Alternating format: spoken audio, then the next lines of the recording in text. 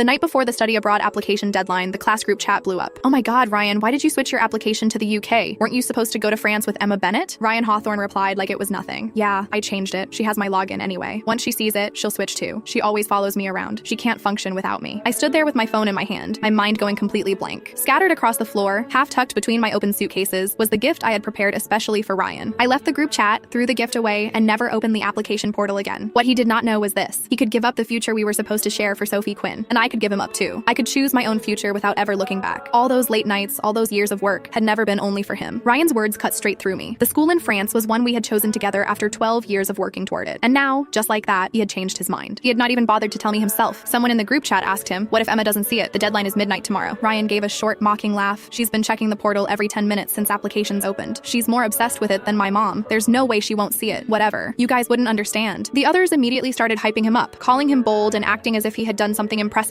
Then someone else asked, "But what if Emma doesn't switch? Isn't the school in France better for her?" Ryan went quiet for a few seconds before answering, his voice suddenly colder. "Bullshit. Emma has separation anxiety. Last time we went one day without seeing each other, she dropped everything and came looking for me. This time, if she doesn't follow me, she won't see me for 3 years. To her, I matter more than any school. She'll choose me. She definitely will." The chat went silent after that. After a long moment, someone spoke up carefully. "Ryan, isn't that kind of unfair to Emma? We all know how hard she worked for this. You should at least tell her." Ryan clicked his tongue impatiently. It took him a while to answer. "Too much trouble. I don't want to deal with it. You all know how Emma gets. If she finds out I changed it because of Sophie, she'll cry until my head explodes. Better not to say anything. Saves me the headache." The group chat came alive again. Fair enough, Emma's great and all, but compared to Sophie, she's still missing something. Ryan really does have girls wrapped around his finger. Their jokes almost crushed me. I wanted so badly to call him, lose my temper, and demand an explanation, but my finger hovered over the screen, and I could not make myself tap his name. In the end, I simply crawled into bed in a daze. I stared at the ceiling as my thoughts slowly scattered. How could someone change so completely? Back when we decided to go to France, the two of us had studied French until we broke down crying in each other's arms, but neither of us had ever thought of quitting. Every time we felt like we could not keep going, we would pull up a picture of the Eiffel Tower and tease each other until we found the strength to continue. The day we received our offers, we laughed and cried at the same time, thinking all the suffering had finally been worth it. But now, when the future we had dreamed about was finally within reach, he had shaken me off and run towards someone else. Honestly, if he had wanted to change his plans, I would not have blamed him. But why couldn't he have told me? In his eyes, was I really that unimportant? If I was such a burden to him, then what was the promise he had made when he proposed to me so carefully that night? Had the hour been too late, the lights too dim, for him to know who was standing in front of him? I wrapped my arms tightly around myself, hid in the dark, and sobbed without holding back. The truth was, I could live without him. I did not have separation anxiety at all. Ever since we were children, whenever he and I chose different schools or different classes, he would become moody for no clear reason. He only calmed down after seeing me, so I had kept walking steadily along my own path while bringing him with me. Ryan was right about one thing. I had always included him in the future I imagined for myself. When it did not harm my own prospects, I was willing to pay the price for loving him. But that did not mean